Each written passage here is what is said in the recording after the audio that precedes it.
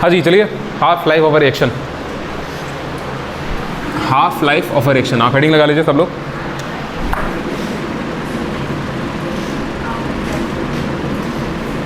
Half life of a reaction. हम लोग reaction अलग अलग ऑर्डर के हिसाब से जानते हैं।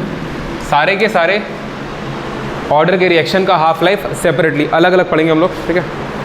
जीरो ऑर्डर की हाफ लाइफ, फर्स्ट ऑर्डर की हाफ लाइफ, किसका कैसे निकाला जाता है हाफ लाइफ। हाफ लाइफ का मतलब क्या होता है, चलिए 2 लाइन लिखते हैं, उसके बाद आगे बढ़ते हैं। लिखिए हाफ लाइफ का मतलब, लिखिए लिखिए, it is the time, it is the time in which, it is the time in which the concentration of reaction, sorry, reactant, not reaction, the concentration of reactant is reduced to half, is reduced to half of its initial concentration. It is the time in which the concentration of reactant is reduced to half of its initial concentration. आप मेरी बात को समझिए। Half life of a reaction को generally, half life of a reaction क्या होता है, time होता है। कौन सा टाइम होता है, ये वो टाइम होता है जितने देर में जितना भी आप रिएक्टेंट दिए थे वो आधा बचे। बात मेरी क्या, आधा खत्म हो जाएगा। आधा बचने का ये भी तो मतलब है कि आधा खत्म हो जाएगा, ठीक है। तो आधा अगर बचा तो जितने देर में वो रिएक्टेंट का कॉन्सेंट्रेशन घट के आधा हुआ है, जितने देर में वो रिएक्टेंट का कॉन्सेंट्रेशन घट के आधा हुआ है, उतने ही समय को आप बोलते हैं हाफ लाइफ उस रिएक्शन का। इसको डिनोट जनरली टी के सब स्क्रिप्ट में 1/2 लिखा जाता है। इसको थोड़ा बड़ा लिख दे रहे हैं, टी लिखते हैं और इसके सब स्क्रिप्ट में 1/2 लिखते हैं। इस तरीके से आप हाफ लाइफ को रिप्रेजेंट करते हैं। ये आप हर प्रकार के रिएक्शन के लिए निकाल सकते हैं जिस रिएक्शन का आपको काइनेटिक्स पता हो।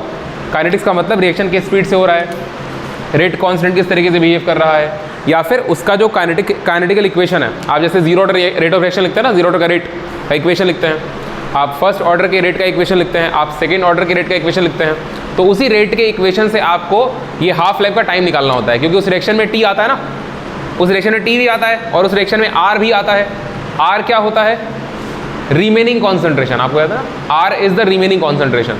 तो आपसे क्या बोला जा रहा है कि टाइम टी की वैल्यू आपको कब निकालनी है, जब आर की वैल्यू क्या हो जाए, R0/2 हो जाए। आपको पता है R0 क्या होता है, क्या होता है R0? R0 होता है इनिशियल कॉन्सेंट्रेशन। और अगर डेफिनेशन के हिसाब से देखा जाए तो आपको R की वैल्यू क्या रखनी है, इनिशियल कॉन्सेंट्रेशन का हाफ। मतलब शुरुआत में जितना लिए थे, जब कॉन्सेंट्रेशन उसका आधा बचे, उसी पर आपको टाइम टी निकाल लेना है, ठीक है। तो first order, second order, zero order, सबका अलग अलग आपको रेट ऑफ रिएक्शन पता है। और रेट ऑफ रिएक्शन के फॉर्मूले से आप R की जगह पे R0/2 रख देंगे, आंसर आ जाएगा। क्योंकि इक्वेशन में क्या क्या आता है, K आता है, K तो कांस्टेंट रिएक्शन के लिए, T आता है जिसको आपको निकालना है, तो एक वेरिएबल मिल गया। उसके बाद R0 आता है, वो भी कांस्टेंट ही है क्योंकि इनिशियल कॉन्सेंट्रेशन, और R आता है। रिएक्शन में 2 वेरिएबल होता है रेट ऑफ रिएक्शन में। R का जो इक्वेशन आप लिखते हो 2 वेरिएबल होते हैं ना। तो जैसे कि KT बराबर क्या लिखते हो, KT बराबर R0 - R, ये इक्वेशन बनता है। KT बराबर R0 - R, ये इक्वेशन बन रहा होता है। अब ये जो इक्वेशन बनता है इसमें K क्या है, हम जीरो ऑर्डर की बात कर रहे हैं। जीरो ऑर्डर में इक्वेशन बनता है KT बराबर R0 - R, यही होता ना। हाँ, तो R0 - R में अब समझो। अच्छा चलो इसको आगे बढ़ के लिखवाते हैं। इसको लिख लो ना, इसको लिख लो, टाइम इन्वेस्ट, इस तरीके से इसको लिखो, फिर हम हेडिंग लगवाई करवा देते हैं उसको भी ना।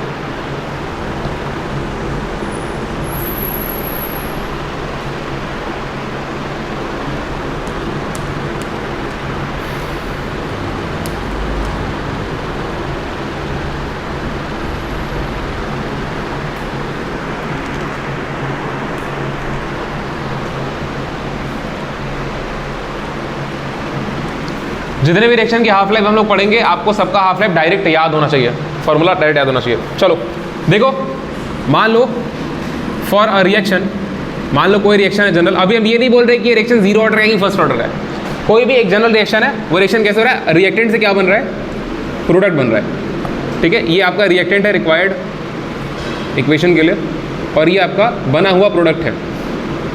रिएक्टेंट से प्रोडक्ट बन रहा है, तो जब रिएक्टेंट से प्रोडक्ट बन रहा होता है तो आप इसको कुछ इस प्रकार से लिख सकते हैं कि टाइम t बराबर 0 पर, टाइम t बराबर 0 पर यहाँ टाइम लिखेंगे हम और यहाँ पर कॉन्सेंट्रेशन लिखेंगे ना,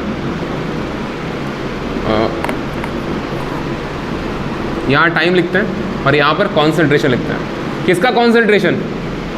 रिएक्टेंट का, क्योंकि आपको पता है इस चैप्टर में लोग रिएक्टेंट के कॉन्सेंट्रेशन की बात करता है ना। मान लो टाइम t बराबर 0 पर रिएक्टेंट का कॉन्सेंट्रेशन जो R था वो कितना होता? R0। इनिशियल यही मानते हैं। तो हम कौन से टाइम की बात कर रहे हैं? हम टाइम t बराबर t1/2, t1/2। इस 1/2 का यहाँ पे सिर्फ इतना मतलब है कि आप वो टाइम की चर्चा कर रहे हैं जब कॉन्सेंट्रेशन कितना हो जाए? R0/2 हो जाए।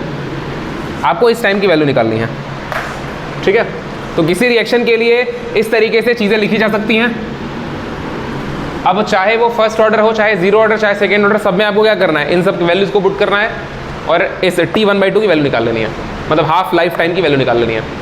बस मेरे क्या, इसको हाफ लाइफ टाइम बोल सकते हैं ना, जितने देर में खत्म हो जाए, ठीक है। तो इसी को हाफ लाइफ ऑफ रिएक्शन बोल के पड़ता है। तो इसको लिखो और फिर हेडिंग लगाओ। पहले इसको लिखो फॉर अ रिएक्शन, ये पूरी बात, और उसके नीचे हेडिंग लगाइए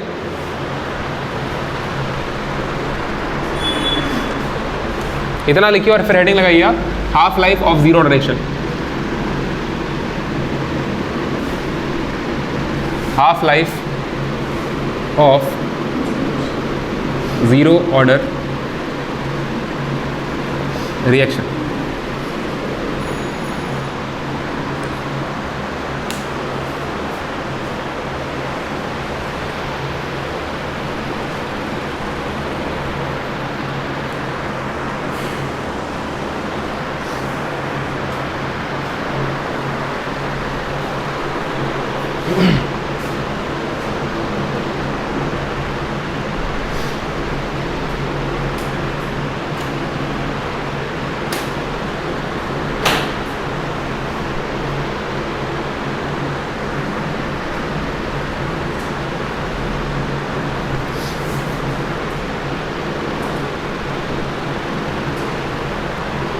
अच्छा, किसी ऑन गोइंग रिएक्शन के लिए जो रिएक्शन हो रहा है उस रिएक्शन के लिए एक सवाल ये सवाल हम पूछ भी चुके हैं आपसे।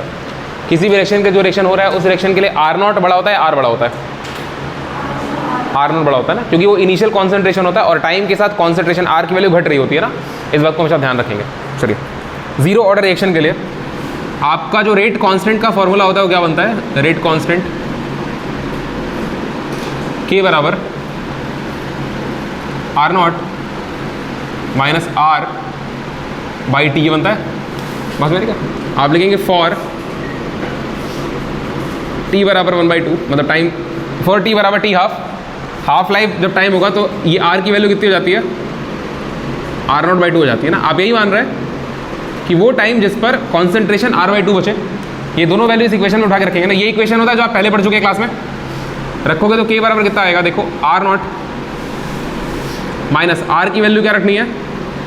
R0/2 रखनी है और डिवाइडेड बाई टाइम। ये टाइम है हाफ। आपको इसकी वैल्यू चाहिए, इस फैक्टर को इधर लेकर के आओ, K को नीचे ले आओ।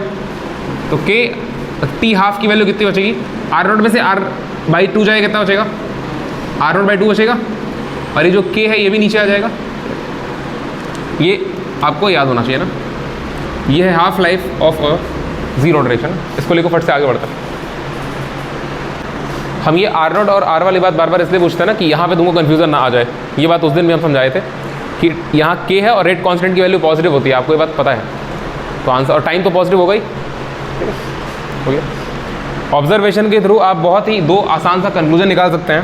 पहला ही कंक्लूजन निकाल सकते हैं। अच्छा, ये जो T1/2 है ये क्या है? ये हाफ लाइफ है। ये है half life of zero order reaction. तो आप यहां से एक कंक्लूजन निकाल सकते हैं कि for a zero order reaction, पहली बात, for a zero order reaction हम दो बातें बताएंगे आपको जीरो ऑर्डर रिएक्शन के लिए, जो आपको दिख रहा होगा कि इसका जो हाफ लाइफ होता है T हाफ, वो इनिशियल कॉन्सेंट्रेशन के डायरेक्टली प्रोपोर्शनल है। बस मेरी क्या। और दूसरी बात कि इसका जो हाफ लाइफ है वो उस रिएक्शन के रेट कांस्टेंट के इनवर्सली प्रोपोर्शनल है। बस मेरी क्या। तो एक जीरो ऑर्डर रिएक्शन के अंदर आपको ये बात थोड़ी समझ में आनी चाहिए कि एक जीरो ऑर्डर रिएक्शन के लिए जो इसका हाफ लाइफ होता है वो दो चीज़ों पे डिपेंड करता है। जीरो ऑर्डर रिएक्शन के लिए जिसका हाफ लाइफ होता है वो दो चीज़ों पे डिपेंड करता है। हाफ लाइफ डिपेंड्स ऑन, पहला इनिशियल कॉन्सेंट्रेशन, इस पर एमसीक्यू आएगा, इस पर एमसीक्यू आता है क्योंकि फर्स्ट ऑर्डर रिएक्शन के लिए जब आप हाफ लाइफ निकालेंगे तो वहां से आप देखेंगे इनिशियल कॉन्सेंट्रेशन गायब हो जाएगा और रेट कांस्टेंट। बस में इनिशियल कॉन्सेंट्रेशन के डायरेक्टली प्रोपोर्शनल और इनिशियल कॉन्सेंट्रेशन के डायरेक्टली प्रोपोर्शनल और इसके इनवर्सली प्रोपोर्शनल ना, आईपी इनवर्सली प्रोपोर्शनल। ठीक है क्या बाबू, कहाँ बेटा? अच्छा रेट कांस्टेंट, इस बात को नोट करिए। बस ये दो बातें थोड़ी ज़रूरी हैं, क्वेश्चन के पॉइंट ऑफ व्यू से ये बातें थोड़ी ज़रूरी हैं।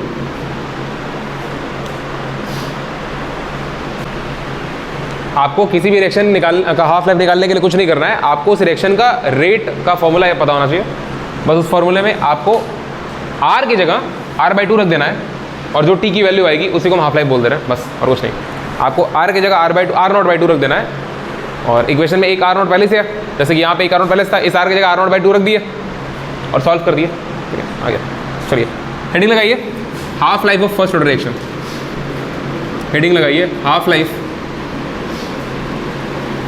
Of first order reaction.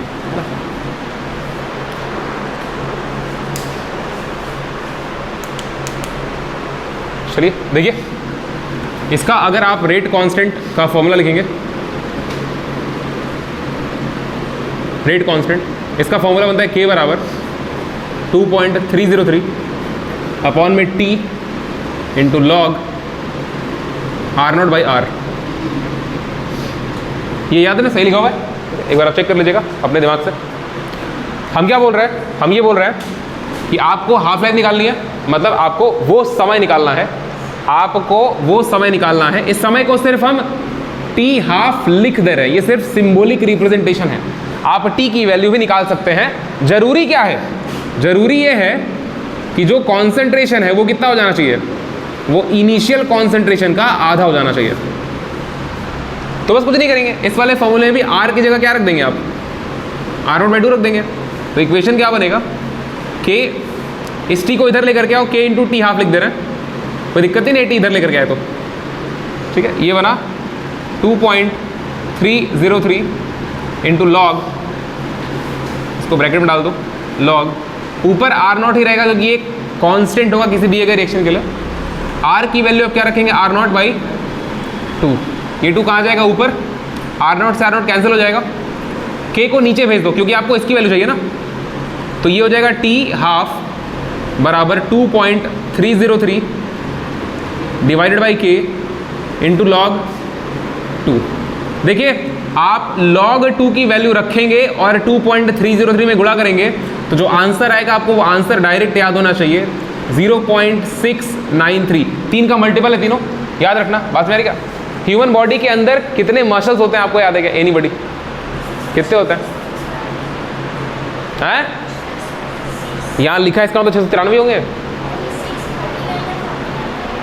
639 होता है, वो भी 3 के मल्टीपल होता है ना। हाँ जी, अपॉन में K। ये हो गया half life first order reaction का। आप ध्यान दीजिए, जीरो ऑर्डर के रिएक्शन के जो हाफ लाइफ थी ना यहाँ पर, इसमें इनिशियल कॉन्सेंट्रेशन आ रहा था। आप मेरी बात को समझिए, इसमें इनिशियल कॉन्सेंट्रेशन नहीं आ रहा है। जीरो ऑर्डर में जो हाफ लाइफ थी वो इनिशियल कॉन्सेंट्रेशन पे डिपेंड कर रही थी, मतलब आप कितना ज़्यादा रिएक्टेंट लेते हैं उस पर डिपेंड कर रहा था कि आधा कितना देर में खत्म होगा।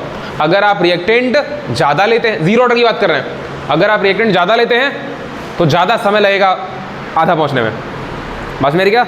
और अगर आप रिएक्टेंट थोड़ा सा लेते हैं तो थोड़ा समय लगेगा उसको आधा होने में। लेकिन यहाँ पर रिएक्टेंट से कोई मतलब नहीं है। आप बस इतना बता दीजिए, आप सिर्फ इतना बता दीजिए कि रिएक्टेंट जो है उसके लिए रेट कांस्टेंट की वैल्यू क्या है, और कुछ तो है नहीं इसमें। आप इससे कोई मतलब नहीं है कि रिएक्टेंट कितना लिए हैं, बस में आ रही है। आप सिर्फ, आपको याद है क्या रेडियो एक्टिव डीके कौन सा काइनेटिक्स फॉलो करता है? फर्स्ट ऑर्डर काइनेटिक्स फॉलो करता है। बस में आ रही क्या? खैर, हाँ जी, इसको आप कर दीजिए, लिख दीजिए यहाँ पे ना, half life of a first order reaction is first order reaction only depends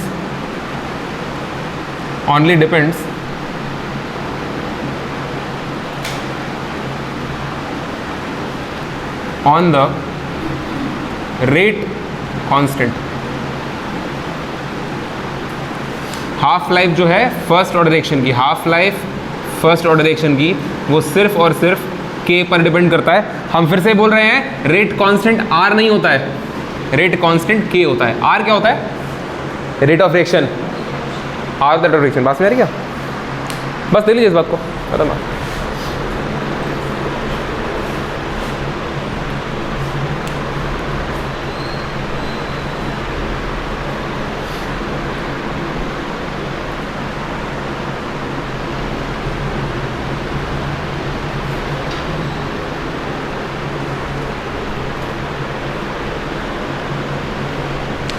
जहाँ तक हमको याद आ रहा है, एक बार मतलब कुछ ऐसा था CBSE में, एक बार 11-12 में या समथिंग में एक सवाल पूछा था, आपको ये प्रूव करना था कि फर्स्ट ऑर्डर रिएक्शन की हाफ लाइफ जो होती है वो इनिशियल कॉन्सेंट्रेशन के इंडिपेंडेंट होती है।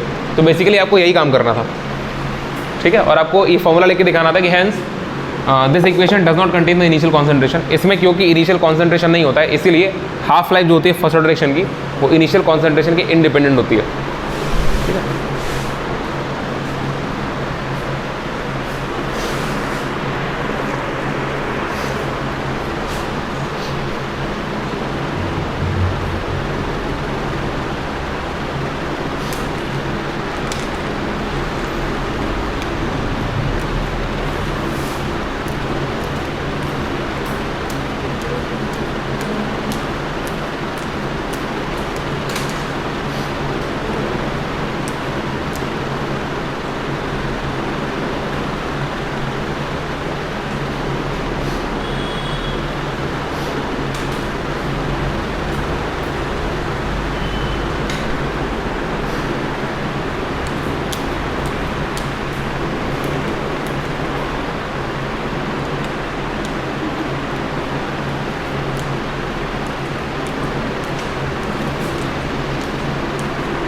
चलिए, अगर ये हो गया तो फिर बताइए, जीरो ऑर्डर रिएक्शन जो है वो खत्म कितने देर में होगा?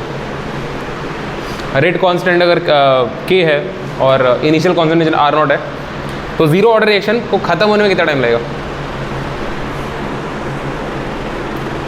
आंसर आप k और r0 के टर्म में, जैसे ये हाफ लाइफ निकाले ना, वैसे आप लाइफ टाइम निकालिए। r0 by k, r0 by k, बाकी लोग r बाई k, r तो वेरिएबल है भाई।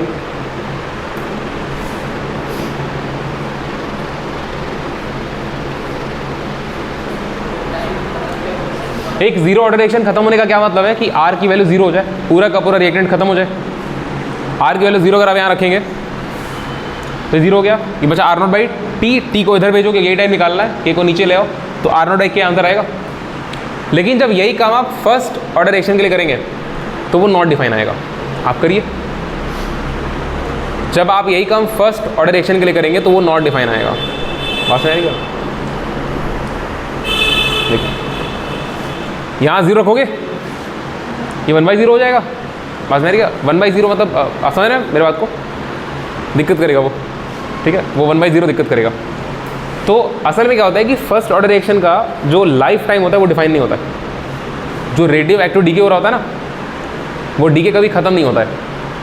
आप समझिए, यूरेनियम जो होता है, फॉर एग्जाम्पल यूरेनियम, प्लूटोनियम, है ना, और रेडियम वगैरह, इनका डीके हो रहा होता है, इनका डीके खत्म नहीं होता ना। मतलब आप कह सकते हैं कि हम टाइम डिफाइन नहीं कर सकते, लेकिन तुम बोल सकते हो कि बहुत बहुत बहुत बहुत बहुत बहुत ज़्यादा टाइम लग जाएगा।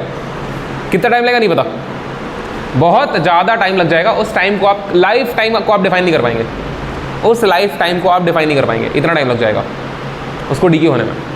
ऐसा होता है। वो डीके होता रहता है कंटिन्यू, लेकिन आप अगर ठीक ठाक यूरेनियम ले, पहली बात तो इनिशियल कॉन्सेंट्रेशन पर डिपेंड नहीं करता, इसका जो रिएक्शन चल रहा है ना हाफ लाइफ ही इनिशियल कॉन्सेंट्रेशन पर डिपेंड नहीं कर रहा ना, ठीक है। और आप जब कंप्लीट लाइफ टाइम निकालने जाएंगे तो यहाँ पर आप जीरो रखेंगे तो ये रिएक्शन जो है ना, ये रिएक्शन ये नॉट डिफाइन पहुँच जाएगा, ठीक है। तो life time of a first order kinetics is not defined, आप समझिए इस बात को।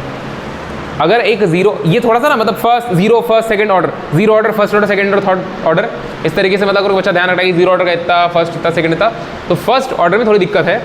फर्स्ट ऑर्डर में दिक्कत ये होती है कि फर्स्ट ऑर्डर का लाइफ टाइम डिफाइन नहीं होता। बात समझ आ रही? इस बात को थोड़ा ध्यान रखिएगा, फर्स्ट ऑर्डर का लाइफ टाइम डिफाइन नहीं होता, नहीं तो अगर आप ध्यान नहीं रखेंगे फिर आपको दिक्कत आ सकती है ना।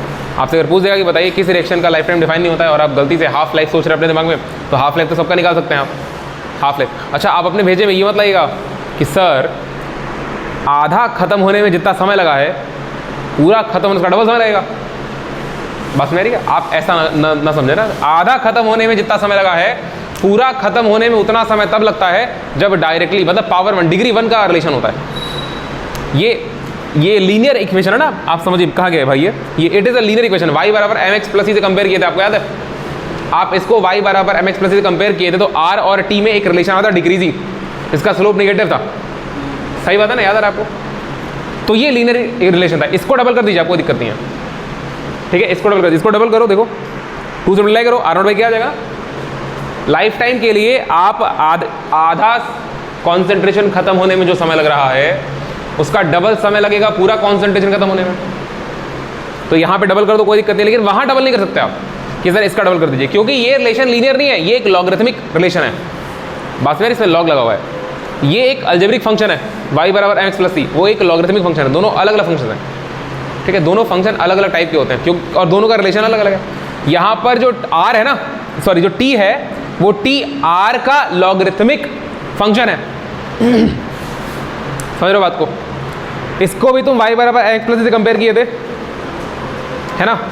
तो log r को आप x माने थे, आप log r को x माने थे, r को x नहीं माने थे आप, r को जब x मानेंगे, जब r और t में रिलेशन निकालना था, आपको याद है?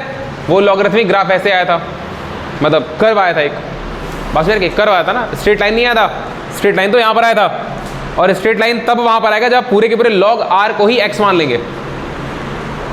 लेकिन आप अगर log r को x नहीं मानेंगे, अगर आप r और t के बीच में ग्राफ यहाँ प्लॉट करेंगे तो वही कर्व आएगा, अगर आप r और t के बीच में ग्राफ प्लॉट करेंगे तो वही कर्व आएगा, लेकिन यहाँ पर अगर आप r और t के बीच में ग्राफ प्लॉट करेंगे तो वो स्ट्रेट लाइन आएगी, ठीक है। तो इसलिए वहाँ डबल नहीं कर सकते। स्ट्रेट लाइन का मतलब क्या होता है कि स्लोप हर जगह कॉन्स्टेंट है, स्लोप पर हर जगह कॉन्स्टेंट है, तो हर जगह जो रेट है वो सेम रहेगा, चाहे रिएक्शन आधा खत्म हुआ हो, चाहे रिएक्शन 1/4 खत्म हुआ हो। बात समझ में आ रही है? आप अगर आपसे बोला जाए कि सर आधा रिएक्टेंट आधा खत्म होने में इतना टाइम लग रहा है, तो 1/4 खत्म होने कितना टाइम लगेगा, तो इसका भी आधा कर दीजिए, r0/4 क्या लगेगा। आप इसको यहाँ से भी सॉल्व कर सकते हैं, लेकिन वहाँ पर रिलेशन अलग है। 1/4 समझते हैं आप, 1/4 क्या होता है? आपके पास अगर 12 रोटी है तो 12 रोटी का आधा कितना हुआ? 6, और 12 रोटी का 1/4 3 हुआ ना, 3 हुआ, मतलब आधे का आधा। यहाँ पर आधा कॉन्सेंट्रेशन खत्म होने टाइम कितना लग रहा है? इतना लग रहा है, तो आधे का आधा खत्म होने टाइम कितना लगेगा? r0/4 क्या लगेगा? ये चीज़ आप यहाँ से प्रूव कर सकते हैं, r की वैल्यू r/4 रख ले, r0/4 रख ले, आंसर आ जाएगा। लेकिन यहाँ पर सेम आंसर नहीं आएगा, यहाँ पर आप by2 करके आंसर नहीं निकाल सकते, क्योंकि अगेन ये लीनियर फंक्शन नहीं है। आपको मैं ये समझाने का ट्राई कर रहे हैं, इसलिए सारी काइनेटिक्स अलग अलग है ना। अगर ऐसा नहीं होता तो फिर सारे के सारे सिंगल इक्वेशन फॉलो करते हैं। अगर ऐसा नहीं होता तो चाहे zero order, first order, second order जो है, ये इतने सारे ऑर्डर नहीं होते, सारे के सारे रिएक्शन एक ही ऑर्डर से हो रहे होते हैं, और सबके सब एक ही केमिकल काइनेटिक्स का इक्वेशन फॉलो कर रहे होते हैं। 4 अलग अलग प्रकार के इक्वेशन है, मतलब अलग अलग प्रकार के इक्वेशन है, y to go for 4। हम इतना बोलते हैं कि जो भी रिएक्शन है वो सारे के सारे रिएक्शन इक्वेशन है वो अलग अलग स्पीड से फॉलो करते हैं, अलग अलग, मतलब किसी में डिपेंड करेगा इनिशियल कॉन्सेंट्रेशन, किसी में इनिशियल कॉन्सेंट्रेशन डिपेंड नहीं करेगा। आप कितना लीजिए मेरे से मतलब नहीं है, मैं तो अपने हिसाब से ही घटूंगा, ऐसा होता है, ठीक है। तो दोनों एक चीज़ नहीं है, दोनों बहुत ज़्यादा अलग अलग चीज़ है ना। इसका हाफ लाइफ उसका हाफ लाइफ एक ही तो है, नहीं, ऐसा आप नहीं समझेंगे, दोनों अलग अलग है, बहुत ज़्यादा अलग अलग है, इसीलिए आपको अलग अलग पढ़ाया जा रहा है ना, नहीं तो आपका टाइम वेस्ट नहीं किया जाता, ठीक है। इसको भी छोटा कर दिया जाता, मर्ज कर दिया जाता। बात करेगा, एक सवाल लिखिए, एक सवाल करिए, छोटा सवाल है। A first order reaction is found to have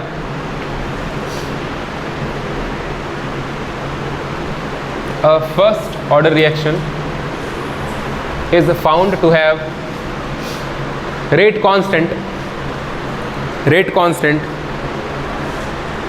5.5 into 10 to power minus 14 14 5.5 into 10 to power minus 14 हो गया. Calculate its half life. Calculate its half life. लगाइए सवाल. आपको क्या याद हो जाना चाहिए? आपको ये याद हो जाना चाहिए और सिमिलरली आपको ये याद होना चाहिए. और ये तो हम पहले ही बोल दिए, ये तो आपको पता होना ही होना चाहिए. ये सारे इक्वेशंस, ये सारे इक्वेशंस.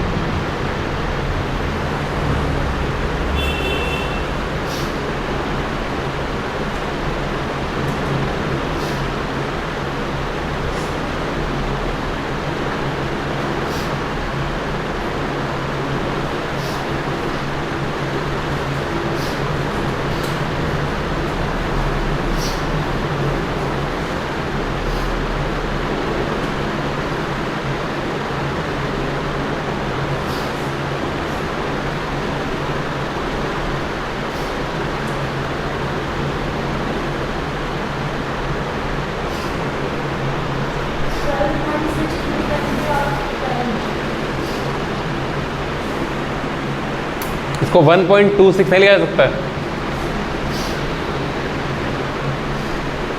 हमको एक ही बात पता नहीं क्यों 3000 बार बोलनी पड़ती है कि आंसर इसी फॉर्मेट में दिया करो. ट्राई किया करो कि a into 10 to power b, जहाँ पर a की वैल्यू 0 से 10 के बीच में रखा करो. हम कई बार ये बात बोलते हैं. आप नहीं लिखेंगे ऐसा तो ये नहीं कि सवाल गलत कट जाएगा आपका, लेकिन आदत डालो ना. ये ज़्यादा सुंदर और ज़्यादा सही है मैथमेटिकली. आप 11th में ऑर्डर एंड मैग्नीट्यूड पढ़ते हैं फिजिक्स में, इसको फॉलो करते हैं. आंसर और कोई 1.26 इंटू 10 टू पावर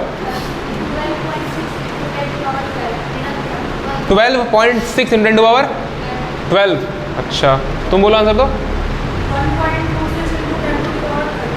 13. अरे ज्ञानी हो, हमको पता है वही बात हुआ, लेकिन वो बात नहीं हो रहा ना. आंसर में वो बात नहीं हो रहा है. आंसर में आपकी बात नहीं हो रही है, मेरी बात होगी. हाँ बोलो. 13. अरे कैसे भाई. अच्छा ठीक है, आई लुक इनटू इट. है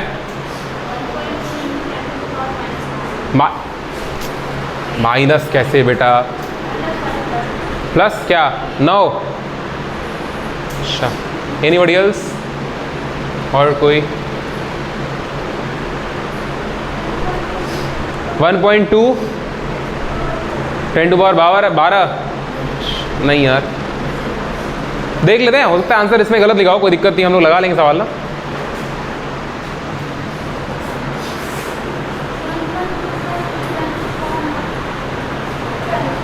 ठीक है, देखो ऐसा है कि हाँ आंसर 1.26 10 टू पावर 13 आ रहा है. अच्छा, किसी के आंसर में सेकंड से वर्ड नहीं आ रहा है. सेकंड, मिनट, घंटा, लाइट ईयर, ईयर.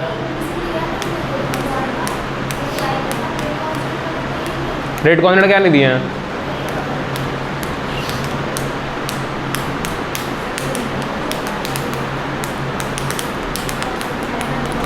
यूनिट क्या बनता है उसका?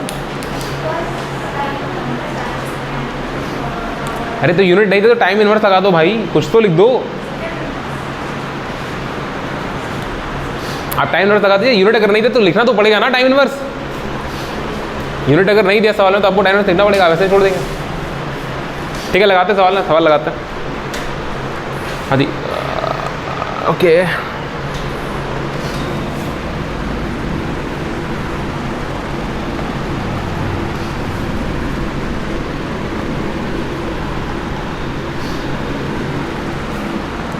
के की वैल्यू क्या दे रखी है?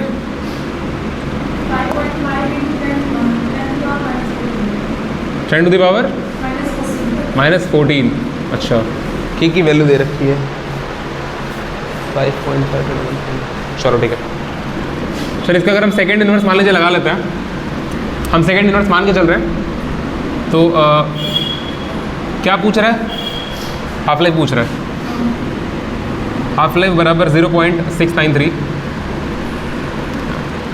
बाई के, 0.693 अपॉन में 5.5 into 10 to power -14। Second inverse से ऊपर जाएगा, सेकेंड बनेगा ये। आप एक काम करें, देखो ऊपर वाला है 693, नीचे वाला 55। अब थोड़ा ध्यान से देखना, 10 टू पावर -14 ऊपर चला गया तो +14 हो गया। देखो नीचे में डेसिमल हटाने के लिए ऊपर नीचे 10 से गुणा करोगे तो नीचे वाला 10 इसको डेसिमल हटा देगा और ऊपर वाला 10 यहाँ आ जाएगा। और ऊपर में डेसिमल हटाने के लिए ऊपर नीचे 1000 से गुणा कर देते हैं, तो ऊपर वाला 1000 इसको हटा देगा और नीचे वाला 1000 ऊपर आके -3 बनेगा। ये बना 693 अपॉन में 55 इंटू 10 टू पावर 14। 15 में से 3 गया, 12 बचा। ठीक है, ये सेकंड बना। हाँ जी, ये एक बार जाएगा, 14 बचेगा, 143 हो गया। फिर 2 बार जाएगा, 2 बार जाएगा तो 110, 33 बचा गया, 33 बचा। फिर पॉइंट लगाएंगे आप, 33 330 हो गया। फिर आप 6 बार ले जाएं, हाँ 12। ठीक है जी, ये कितना आ रहा है? 1.26। हाँ ठीक है, इसमें आंसर गलत लिखा हुआ है, ये वैल्यू है हाफ लाइफ की, इसमें आंसर गलत लिखा है, कोई बात नहीं, आप ये आंसर सही माने। एक सवाल और लिखिए, एक सवाल और लिखिए।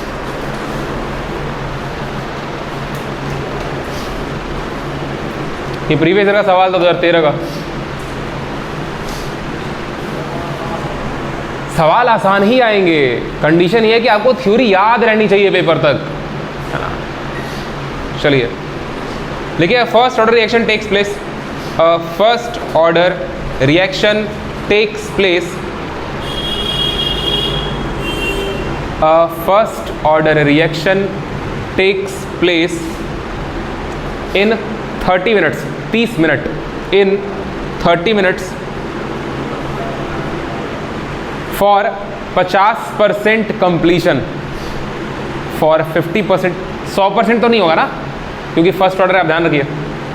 फॉर 50% कंप्लीशन, आपसे हम फिर बोल रहे हैं, अगर ये दे रखा है कि 50% 30 मिनट में कंप्लीट हो रहा है फर्स्ट ऑर्डर रिएक्शन, तो कंप्लीशन के लिए मतलब पूरा कितने देर में कंप्लीट होगा, तो 50% 30 मिनट में, तो पूरा 100% आप 60 मिनट नहीं बोलेंगे फर्स्ट ऑर्डर के लिए। जीरो ऑर्डर के लिए हो जाएगा, जीरो ऑर्डर के लिए आप डायरेक्ट गुणा भाग करके सवाल लगा सकते हैं। अगर यही जीरो ऑर्डर का दिया होता 30 मिनट में आधा, तो 60 मिनट है पूरा। लेकिन फर्स्ट ऑर्डर के लिए ऐसा नहीं होगा कि फर्स्ट ऑर्डर में अगेन लीनियर रिलेशनशिप फॉलो नहीं होती है, लॉगरिथमिक होती है। सवाल आगे लिखिए, calculate the time required, calculate the time required for 90%, 90% completion,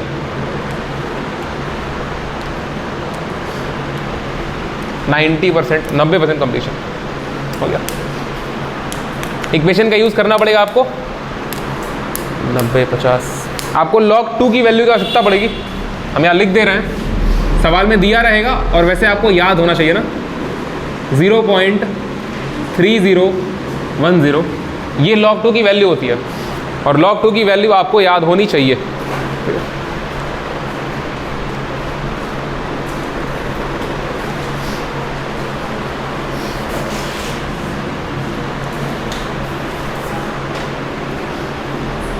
सवाल रिपीट कर रहे हैं, first order reaction takes place in 30 minutes for 50% completion, calculate the time required for 90% completion, log 2 की वैल्यू आप यूज़ कर लेंगे, बोर्ड पे लिखा हुआ है।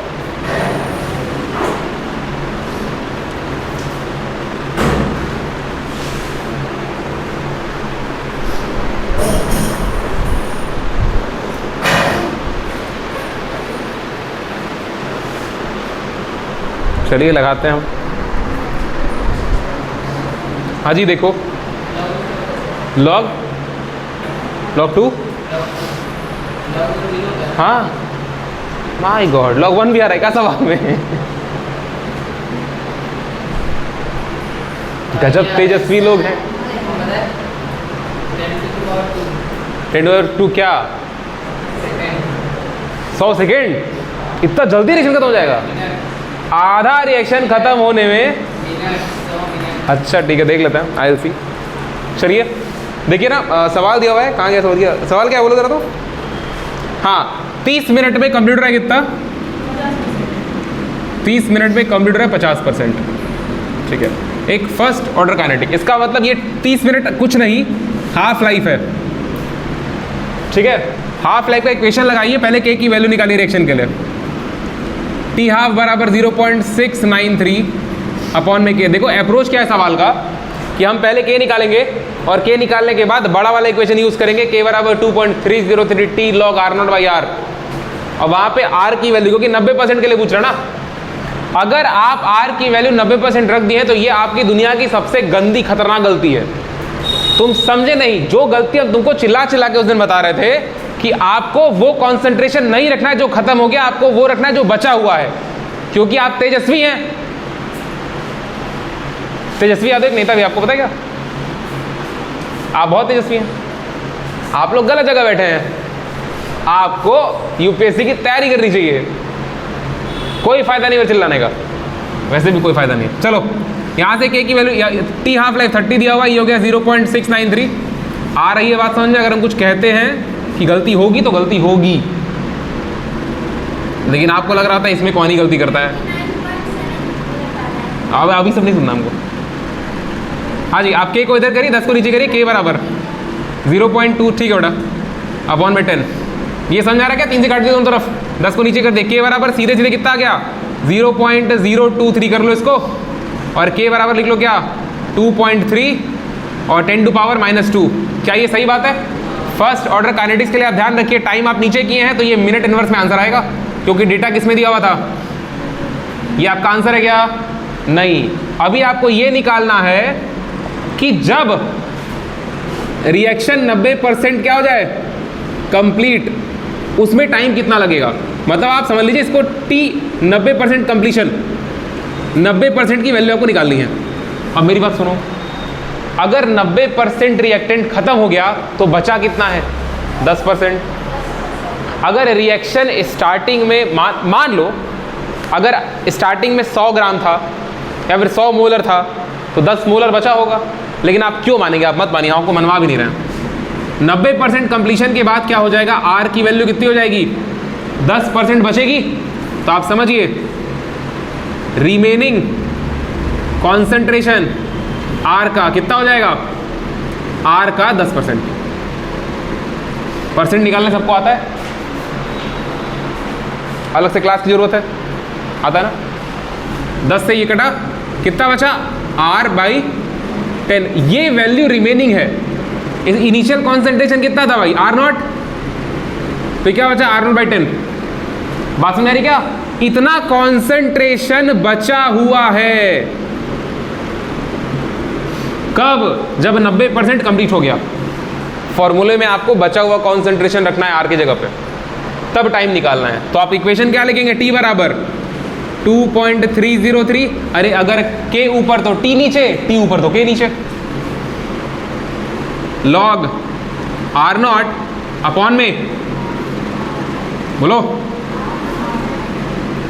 R0/10 जाएगा ऊपर, ठीक है। के बराबर 2.303 अपॉन में के, क्या बना? लॉग, ये कट जाएगा क्या? क्या ये सही आ रहा है? क्या ये सही आ रहा है? अच्छा कुछ, अच्छा ये तो हमको पता करना है। माय गॉड, है ना? आगे देखिए, ये हो गया टी बराबर 2.303। के की वैल्यू क्या है? यहाँ निकालें आप, 2.3 10⁻²। ध्यान रखो मिनट इनवर्स में आंसर आएगा, और ये क्या? मिनट में आंसर आएगा। और ये क्या? लॉग 10 की वैल्यू 1 है ना? ये हो गया टी बराबर, देखो ये लगभग एक बार में कट गया।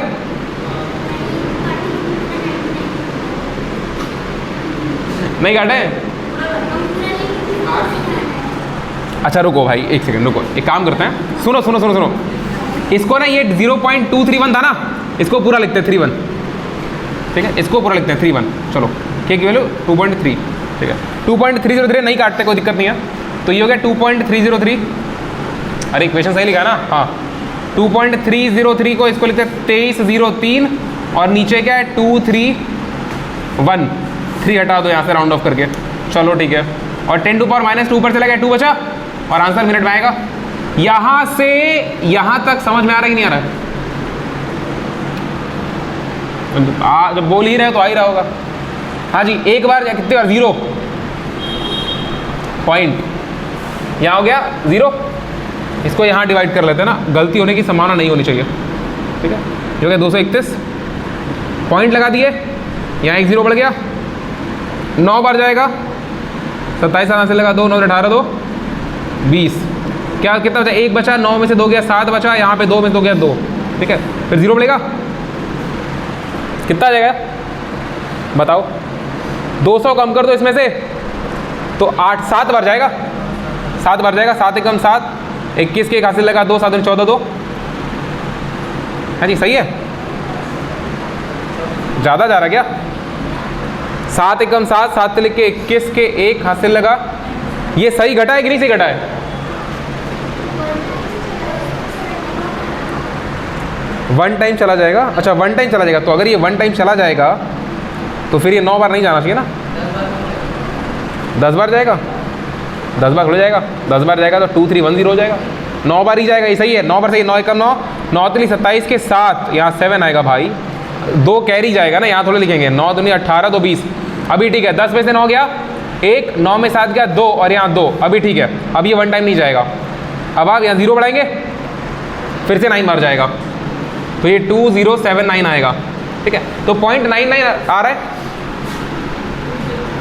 और 10 टू पावर 2 आ रहा है मिनट, इसका आंसर अप्रॉक्स 99 मिनट आएगा लगभग। हाँ तो अरे तो ठीक है ना, सॉल्यूशन चेक करो अपना। अरे तो वो तुम जानोगे ना पगले, सॉल्यूशन सही कि नहीं तुम जानोगे ना देख करके। आंसर सही आना इंपॉर्टेंट है, लेकिन उससे जरूरी है सॉल्यूशन सही होना चाहिए, बस ठीक है। करिए, बाकी आप आगे गलती ना करें, आप 90% को रिमेनिंग कॉन्सेंट्रेशन की जगह ना लिखें, आप सवाल समझें। अच्छा एक और बात क्लियर कर देते हैं अभी तुरंत। देखो रेट ऑफ रिएक्शन जितना भी है, तो उसके लिए जो भी फॉर्मूला लिखेंगे आप, क्या आपको ये बात समझ में आती है? क्या आपको ये बात समझ में आती है कि जब आप हाफ लाइफ निकाल रहे हैं सबकी, हाफ लाइफ से क्या आपको ये समझ में आ रहा है कि सबके रेट कांस्टेंट की यूनिट अलग अलग है? अरे दिख रहा है क्या यहाँ पर नहीं दिखाई दे रहा है? दिख रहा ना? यहाँ से के की वैल्यू निकालोगे तो यहाँ पे मोलर पर सेकेंड, अरे बोलो, वहाँ से के की वैल्यू सिर्फ पर सेकेंड। अरे क्या मेरे बात, चलिए बस खत्म करते हैं।